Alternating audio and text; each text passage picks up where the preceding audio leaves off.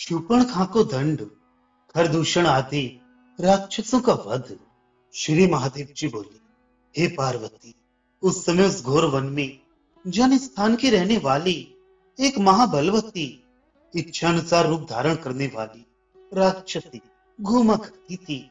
एक दिन पंचवटी के पास गौतमी नदी के तीर पर जगतपति श्री रामचंद्र जी के पद्म, वज्र और अंकुश की रेखाओं से युक्त चरण चिन्हों को देखकर वे उनके सौंदर्य से मोहित होकर कामसक्त हुई। उन्हें देखती देखती धीरे धीरे रघुनाथ जी के आश्रम में चली आई। वहां आकर कामदेव के समान अति सुंदर लक्ष्मीपति श्री रामचंद्र जी को सीता जी के साथ बैठे देखकर वे कामातुरा राक्षसी रघुनाथ जी से बोली, तुम किसके पुत्र हो? तुम्हारा क्या नाम है? इस आश्रम में जटा वल्कल आदि धारण कर क्यों रहती हो? यहाँ रहकर तुम क्या प्राप्त करना चाहती हो? सो मुझे बताओ। मैं राक्षस राज महात्मा रावण की बहन काम रूपिणी राक्षसी शूर्पणखा हूँ। मैं अपने भाई खर के साथ इसी वन में रहती हूँ। राजा ने मुझे इस संपूर्ण वन का अधिकार सौंप दिया है, अतः मैं मुनियों को खाती हुई यहाँ रहती हूँ। हे वक्ताओं में श्रेष्ठ, मैं तुम्हारे विषय में जानना चाहती हूँ, अतः तुम मुझे अपना नाम धाम आदि बताओ। तब भगवान ने उससे कहा, मैं अयोध्यापति राजा दशरथ का राम नामक पुत्र हूँ। ये सुंदरी मेरी भार्या जनक नंदिनी सीता है, तथा वह अति सुंदर कुमार मेरा छोटा भाई लक्ष्मण है। त्रिभुवन सुंदरी, बताओ मैं तुम्हारा क्या कार्य करूं? रामचंद्र जी का यह वचन सुन कामातुरा शूर्पणखा बोली, राम चलो किसी गिरी गुहा में चलकर मेरे साथ आनंद करो। इस समय मैं कामातुरा हूं, अतः आप कमल नयन को छोड़ नहीं सकती। तब रामचंद्र जी ने नेत्रों से सीता जी की ओर संकेत करके मुस्कुराकर कहा, हे सुंदरी, मेरी तो ये भार्या मौजूद है जिसको त्यागना असंभव है। इसके रहते हुए तुम जन्म भर सौत की डाह से जलती हुई किस प्रकार रह सकोगी? वाह, मेरा अत्यंत सुंदर छोटा भाई लक्ष्मण विराजमान है, वे तुम्हारा योग्य पति होगा। तुम उसी के साथ वन पर्वत आदि में विहार करो। रामचंद्र जी के इस प्रकार कहने पर काम से मोहिता भयंकरी शूर्पणखा ने लक्ष्मण जी से जाकर कहा, हे सुंदर, अपने भाई की आज्ञा मानकर तुम मेरे पति हो जाओ। आज हम और तुम परस्पर संगम करें, देरी ना करो। उस राक्षसी ने जब लक्ष्मण जी से इस प्रकार कहा तो वे उससे बोली, साध्वी, मैं तो उन बुद्धिमान भगवान राम का दास हूं। मुझे अपना पति बनाने से तुम्हें भी उनकी दासी बनना पड़ेगा। तुम्हारे लिए इससे अधिक दुख की और क्या बात होगी? तुम्हारा कल्याण हो, तुम उन्हीं के पास जाओ, वे महाराज सबके स्वामी हैं। यह सुनकर वह दुष्ट चित्ता राक्षसी फिर रघुनाथ जी के पास आई और क्रोधपूर्वक बोली, हे राम, तुम बड़े चंचल चित्त हो, मुझे क्यों इधर उधर घुमा रहे हो? मैं अभी तुम्हारे सामने ही इस सीता को खाई जाती हूँ। ऐसा कह वे विकट रूप धारण कर जानकी जी की ओर दौड़ी। तब लक्ष्मण जी ने रामचंद्र जी की आज्ञा से उसे पकड़कर बड़ी फुर्ती से खड्ग लेकर उसके नाक कान काट डाले। तदनंतर वे घोर शब्द करती हुई रुधिर में लथपथ हो बड़ी शीघ्रता से जाकर रोती और कठोर शब्द करती खर के सामने गिर पड़ी। उसे देखकर तीक्ष्ण ध्वनि वाले खर ने कहा, ये क्या बात है? अरे, मृत्यु के मुख में जाने वाले किस दुष्ट ने तेरी ये दशा की है? तू बतला तो सही, वह काल के समान भी बलि क्यों ना हो? मैं उसे क्षण भर में ही मार डालूंगा। तब राक्षसी शूर्पणखा ने उससे कहा, यहाँ सीता और लक्ष्मण के सहित राम दंडकारण्य को निर्भय करता हुआ गोदावरी के तट पर रहता है। उसी की प्रेरणा से उसके भाई लक्ष्मण ने मेरी यह गत की है। यदि तुम बड़े कुलीन और वीर हो तो उन दोनों शत्रुओं को मार डालो। तुम उन दोनों मदोन्मत्तों को खा जाओ और मैं उन दोनों का रुधिर पीऊंगी। नहीं तो अपने प्राणों को छोड़कर यमलोक को चली जाऊंगी। शूर्पणखा का ये कथन सुनकर खर क्रोध से परिपूर्ण हो तुरंत युद्ध के लिए चला और राम को मारने के लिए उसने बड़े पराक्रमी 14 सहस्त्र राक्षस उनके पास भेजे।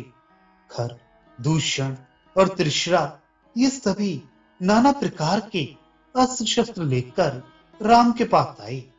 उनका कोलाहल सुन श्री रामचंद्र जी ने लक्ष्मण जी से कहा, लक्ष्मण देखो, बड़ा कोलाहल सुनाई पड़ रहा है। मालूम होता है निश्चय ही राक्षस गण आ रहे हैं। अवश्य आज मेरे साथ उनका घोर युद्ध होगा। अतः हे महाबल, तुम सीता को लेकर किसी पर्वत की कंदरा में चले जाओ। आज मैं इन समस्त घोर रूप राक्षसों का वध करना चाहता हूं। तुम्हें मेरी सौगंध है, इस विषय में तुम और कुछ न कहना। तब लक्ष्मण जी जो आज्ञा कहे सीता जी को लेकर एक गिरी गुहा में चले गए। श्री रामचंद्र जी ने अपनी कमर कसी और कठोर धनुष तथा 2 अक्षय बाण वाले तरकस बांधकर युद्ध के लिए तैयार हो गए। तदनंतर राक्षसगण वहां आकर राम के ऊपर नाना प्रकार के अस्त्र शस्त्र, पत्थर और वृक्ष आदि की वर्षा करने लगे। श्री रामचंद्र जी ने एक क्षण मात्र में ही लीला से ही उन अस्त्र शस्त्र आदि को तिल तिल करके काट डाला। फिर सहस्त्रों बाणों से उन संपूर्ण राक्षसों को मारकर खर, दूषण और त्रिशरा को भी मार डाला। इस प्रकार रघुवंशियों में श्रेष्ठ श्री रामचंद्र जी ने आधे पहर में ही उन समस्त राक्षसों का संहार कर दिया। तब लक्ष्मण जी ने गुहा में से सीता जी को लाकर श्री रघुनाथ जी को सौंप दिया। उस समय संपूर्ण राक्षसों को मरे हुए देख वे बड़े विस्मित हुए। जनक नंदिनी श्री सीता जी ने प्रसन्न मुख से श्री रामचंद्र जी का आलिंगन किया और उनके शरीर में हुए शस्त्र के घावों पर हाथ फेरने लगी।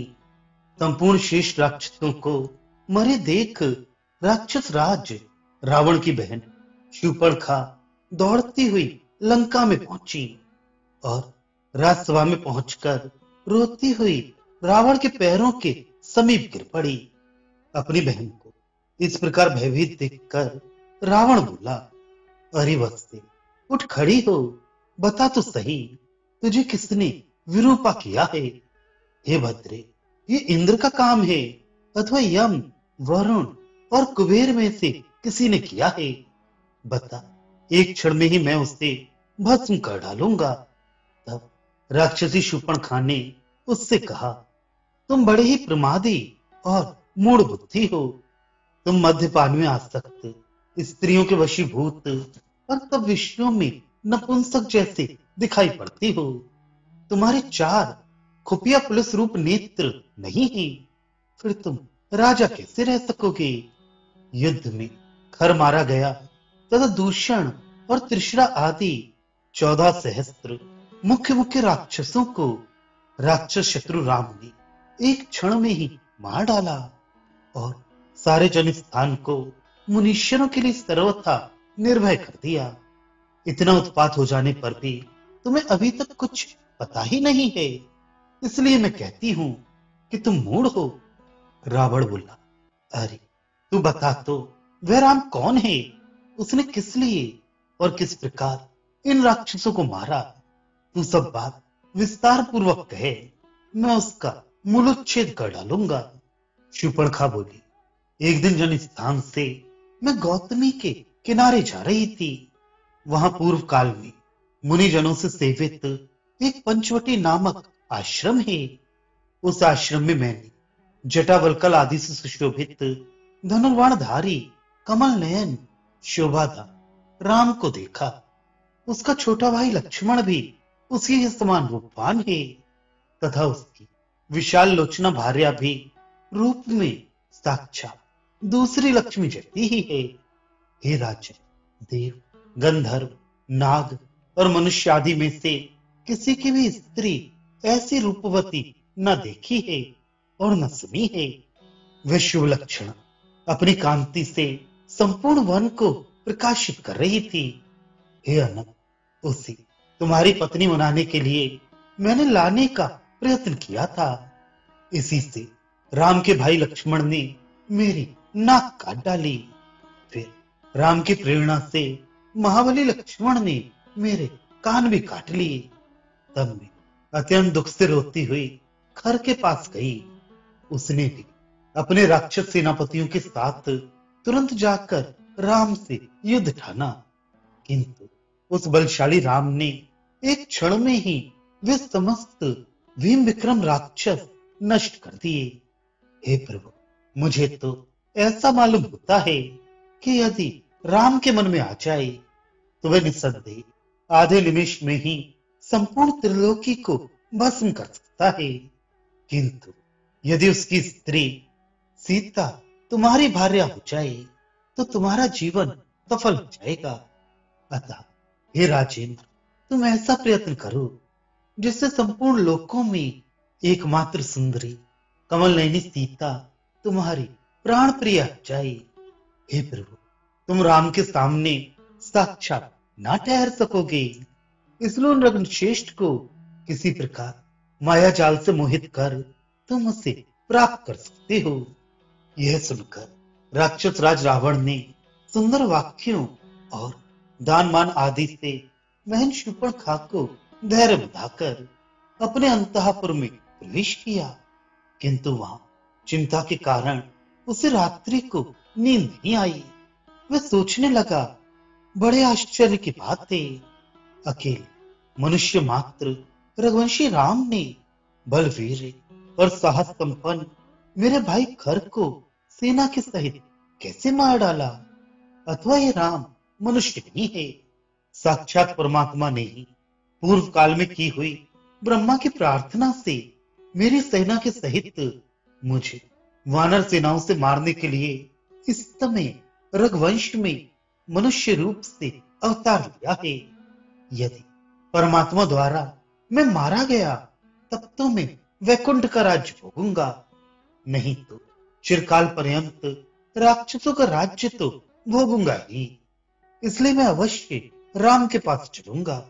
संपूर्ण राक्षसों के स्वामी रावण ने इस प्रकार विचार कर भगवान राम को साक्षात परमात्मा हरि जानकर ये निश्चय किया कि मैं विरोध बुद्धि से ही भगवान के पास जाऊंगा, क्योंकि भक्ति के द्वारा भगवान शीघ्र प्रसन्न नहीं हो सकते।